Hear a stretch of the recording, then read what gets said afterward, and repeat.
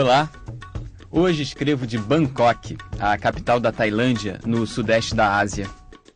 Aqui, prédios modernos e mosteiros antigos se misturam.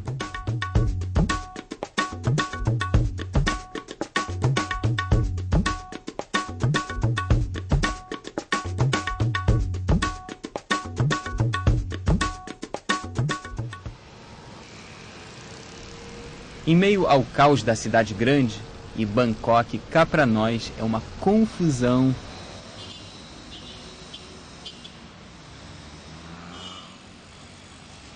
Encontro muitos lugares em que as pessoas simplesmente param e meditam. Pedem conselho aos monges e proteção a Buda. Ser tailandês é quase sinônimo de ser budista. 95% da população, aproximadamente 60 milhões de pessoas, seguem o budismo.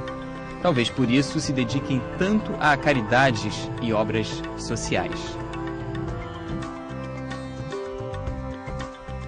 Na Tailândia, a grande maioria dos homens é monge pelo menos por alguns dias. Quem não passar por essa experiência pode ser mal visto pela sociedade. Fiquei muito amigo de Pramaha Visuddhi. Acabei fazendo amizade com todos no mosteiro.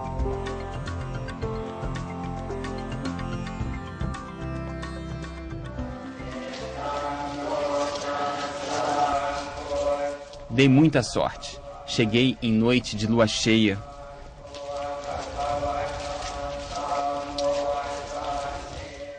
Para os budistas, essa época do mês é especialmente importante.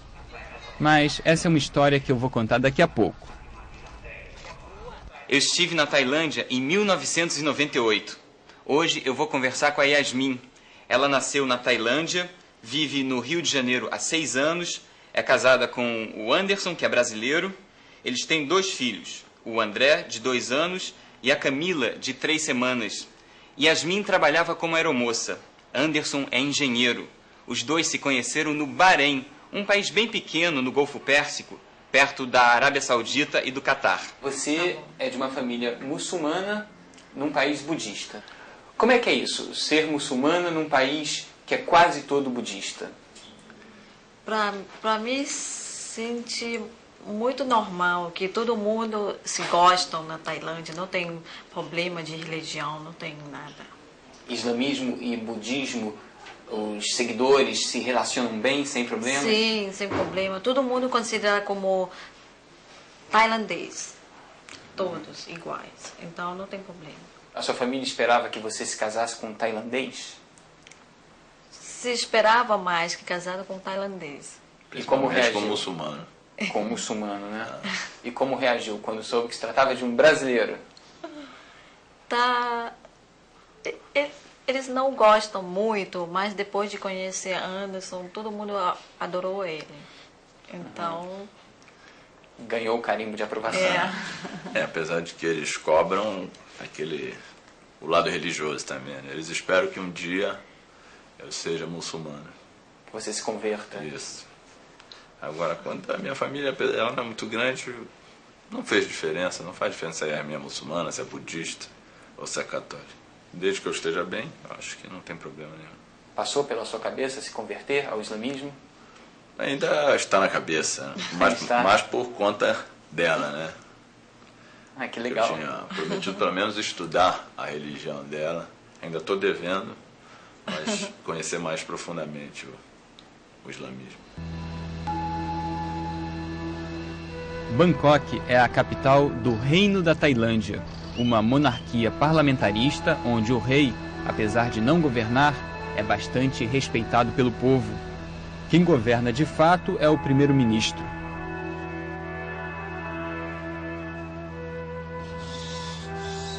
Até 1939, o país era chamado de Sião.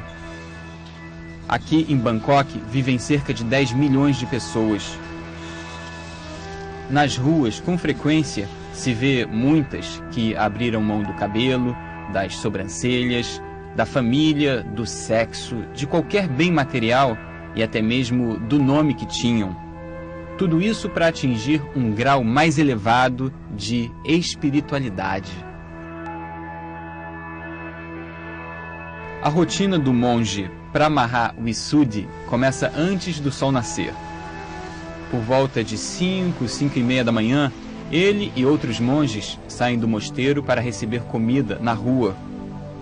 No corpo, apenas o robe laranja e uma cuia. A peregrinação diária em busca de alimento é chamada de Pindabat, ou ação de caridade. Os monges tailandeses só comem alimentos oferecidos.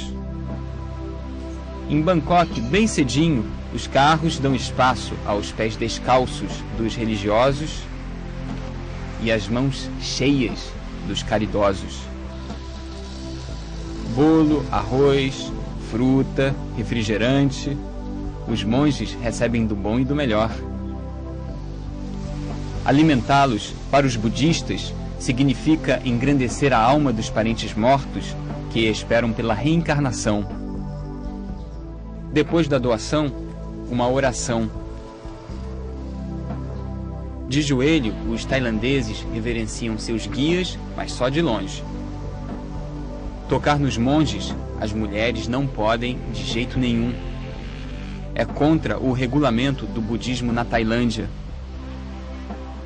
Eles são tão respeitados que nem mesmo os homens se aproximam muito.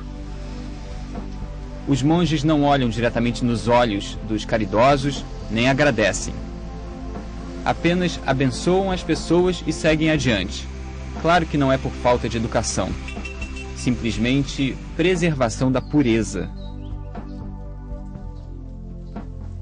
De mãos e cuias cheias, os pés descalços voltam ao mosteiro. É preciso comer logo, afinal o monge budista deve se alimentar até o meio-dia. Depois, só líquidos. Quais são as impressões que vocês têm como, primeiro Yasmin talvez, né, como tailandesa, não budista, mas porém que sempre observava, tinha budistas em volta? Sim, a maioria das minhas amigas são budistas. Eu vi que elas seguem, principalmente na Tailândia, tem 5 regras para você ser budista, que todo mundo segue, considerar como o coração de budismo na Tailândia. Primeiro, regra que você não pode matar animal. Segundo, você não pode roubar. Terceiro, não pode falar mentira. 4, você não pode cometer adultério. 5, você não pode beber até perder controle. Isso que todos os budismos seguem na Tailândia. Seguem mesmo? Você percebia isso que seus amigos, suas amigas seguiam? Maioria que tenta fazer máximo para seguir os 5 regras mais importantes. Resto que budista acredita em reencarnação. Então todo mundo queria fazer doação, fazer caridade. O mais que você dá, mais que você recebe. Que pessoas acreditam lá. Regra é o que não falta no budismo.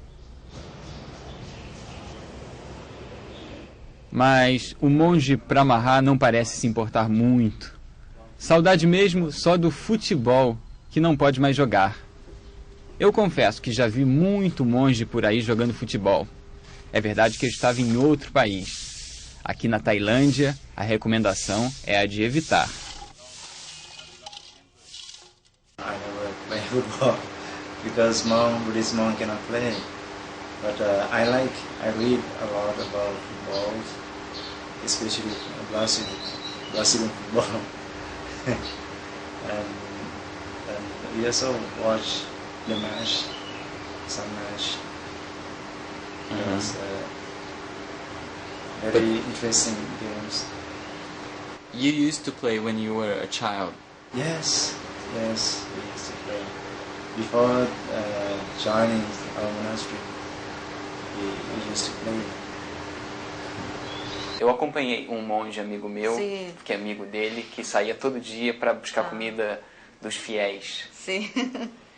Isso existe também no interior da Tailândia? Existe interior que mais tem.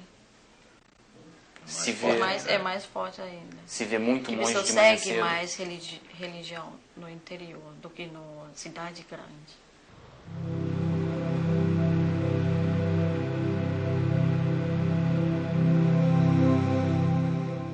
O budismo é antigo, está comemorando mais de 2.500 anos. É um conjunto de ensinamentos criado pelo príncipe Siddhartha Gautama, o Buda. Ele renunciou à nobreza e à mordomia, optou por uma vida de privações. Acreditava que só o desprendimento das coisas mundanas possibilitaria o crescimento espiritual. O povo tailandês adotou o budismo desde que chegou à região da Tailândia, no século XI. Hoje, 95% dos tailandeses são budistas. Acreditam que estão presos ao samsara. O samsara representa o ciclo de nascimento, existência, morte e renascimento ou reencarnação. O budismo praticado na Tailândia acredita que a pessoa com um espírito extremamente elevado pode, através da meditação, alcançar o nirvana.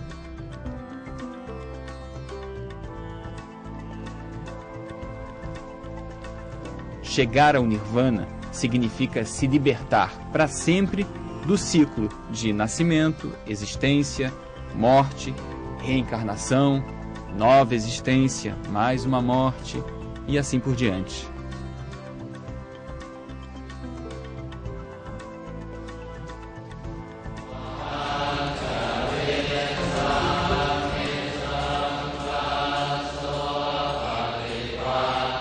Eu não sei se eu já conheci outro país no mundo em que a tradição e o progresso convivam tão bem como aqui, na Tailândia. De uma maneira geral, você acha que a cultura tailandesa interage, se mistura muito ou pouco com, digamos, a cultura mais ocidentalizada? Muito. Esses dias, sim. Em que aspectos, mais ou menos? Nas artes, no cotidiano, na comida? Eu acho que em tudo, né? Hoje em dia tem bastante, querendo ou não, é bastante globalizado, né? Eles ainda têm as tradições deles, como você deve ter reparado, nas ruas, aqueles cantos, tem a comida típica deles, qualquer esquina tem um quiosque que faz a comida tailandesa, tem um shopping com roupas, com lojas famosas, quer dizer, eu acho que está bem globalizado. E tem essa parte tradicional que do próprio budismo vai para monastério, monge, é bastante misturado lá. É interessante isso lá na Tailândia. Todos misturados. Para a Tailândia moderna, um budismo moderno. Nada de esperar pela próxima encarnação. Elevação espiritual é para já.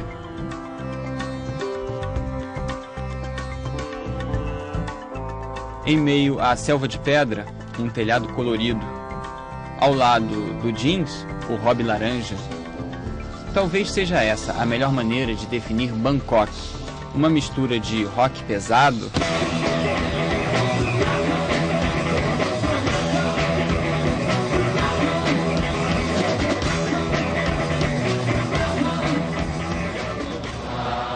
e ritmos bem mais leves.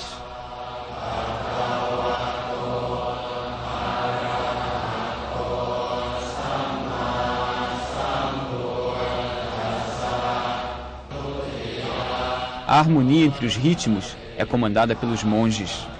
Eles são exemplo para a população budista porque seguem à risca os ensinamentos do grande mestre.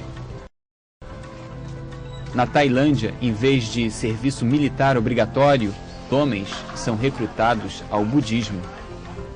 Sem certificado de algum mosteiro, o tailandês pode até encontrar alguma dificuldade em conseguir uma boa noiva. Interessante isso, não? Enquanto monge, o tailandês não pode nem encostar na pessoa do sexo oposto.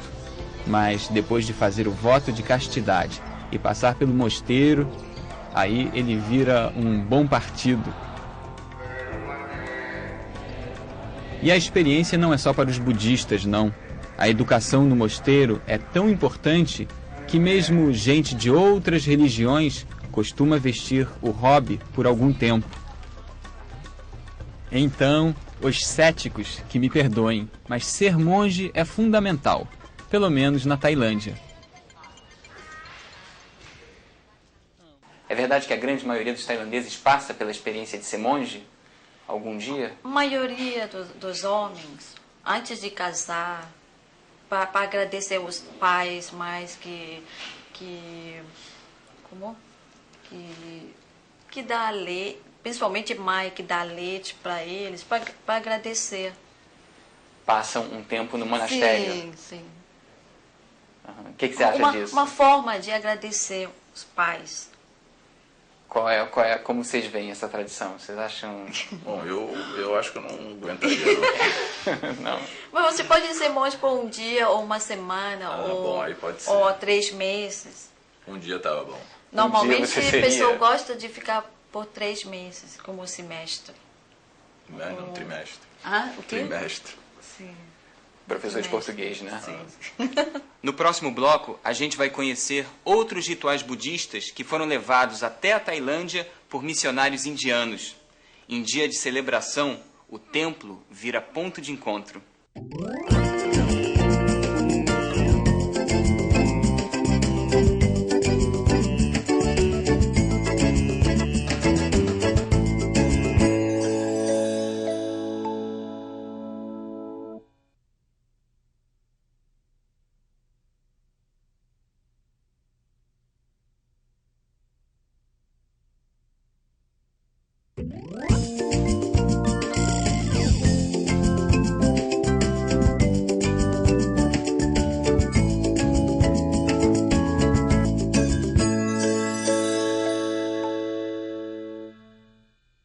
O programa de hoje é sobre uma paixão nacional tailandesa, o budismo.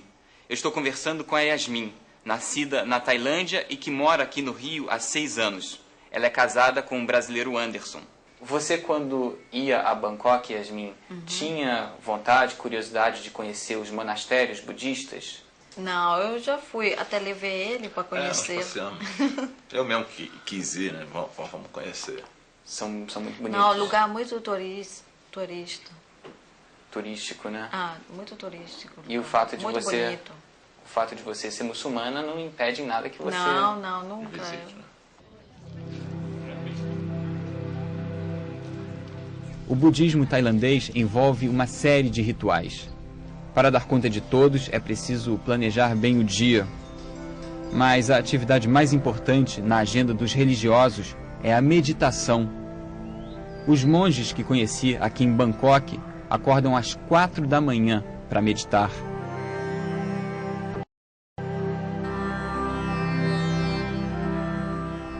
Em alguns mosteiros, o despertador toca às 2 ou 3 da manhã. A essa hora, as condições para a meditação, sem barulho externo, são consideradas ótimas. Mosteiros mais rigorosos exigem 20 horas diárias de meditação e reservam apenas 4 para o sono. Sentar, cruzar as pernas, fechar os olhos, se concentrar. Em princípio parece uma receita de bolo, mas não é tão simples assim.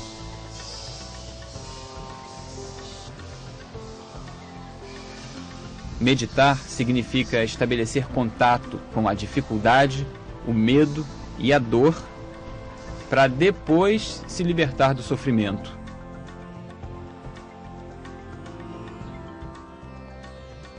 É muito comum ver os budistas com uma flor de lótus na mão. A planta é branca e cresce até em água suja. Por isso representa a passagem das trevas para a luz, da ignorância para a sabedoria.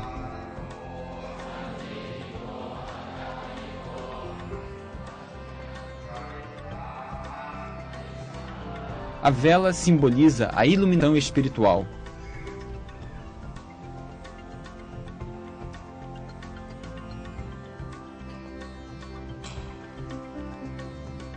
Já os incensos devem ser 3. Um para os monges, outro para Buda e um terceiro para o Dharma, Dharma quer dizer o conjunto de ensinamentos que Buda deixou. Tudo isso se aprende desde cedo. Afinal, o mosteiro é, antes de mais nada, lugar de educação.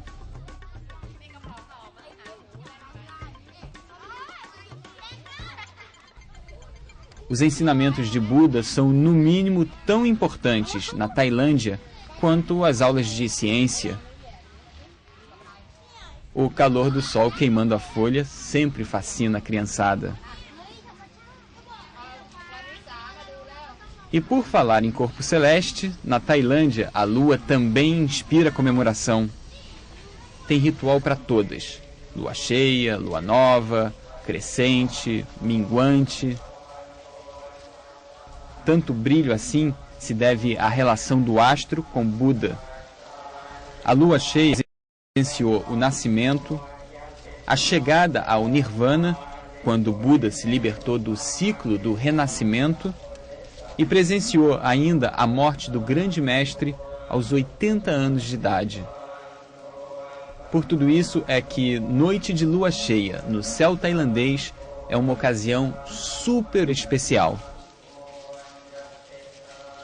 É considerar dia que tem, como tradicional, tem o monge sai para falar com as pessoas, para ensinar, mais do que dias normal. Tem gente que vai fazer doação mais no lua cheia do que dia normal. Você já foi a algum ritual de lua cheia no monastério budista? Não, nunca fui, mas eu vi pela televisão sempre. É muito bonito, é muito bonito.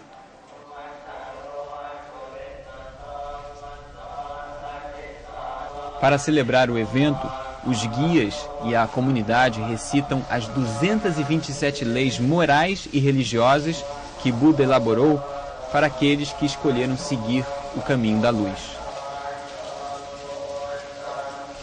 Pois é, pode ter lua, vela, flores, mas sem monge não há celebração. Eles são indispensáveis em casamentos, ou então para dar a bênção a uma casa nova, no ritual de um funeral e até para curar dor nas costas.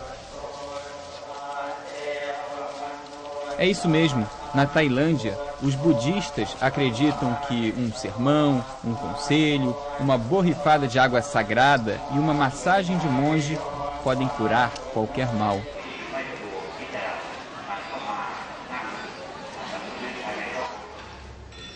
Mas seja em noite de lua cheia, de céu estrelado, em dia ensolarado ou debaixo de uma chuva de verão, a figura mais solicitada na Tailândia, disparadamente, chama-se Buda.